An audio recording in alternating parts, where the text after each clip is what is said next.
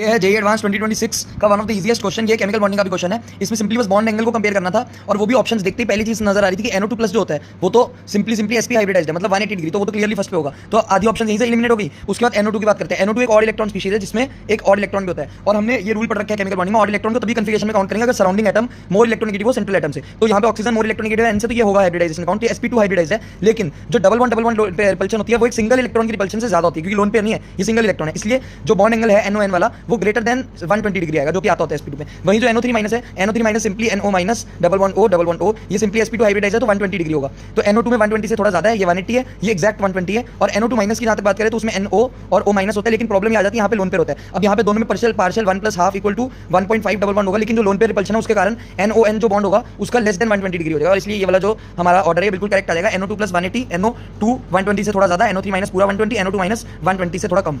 जब आप JEE advance की प्रिपरेशन में कुछ चैप्टर पढ़ते हो तो पुराने चैप्टर्स को बिल्कुल ही भूल जाते हो, तो इसलिए चैनल का बेल आइकन जरूर दबाओ। रोज PYQ एडवांस टफ क्वेश्चंस डालता रहूंगा रैंडम चैप्टर्स के। जब आप गैसीय स्टेट पढ़ रहे हो तो केमिकल बॉन्डिंग पूरा छूट जाता है, इसलिए इस चैनल का ये फायदा है, रोज एक आध क्वेश्चन दिखता रहेगा, PYQ एडवांस भी इसी बहाने लगते रहेंगे और चैप्टर मेमोरी में रहेगा। तो जब ACT या कोई भी स्कॉलरशिप टेस्ट होगा 11th के एंड में तो बहुत ज्यादा प्रॉब्लम नहीं आएगी और चैप्टर्स फिर भी याद होंगे।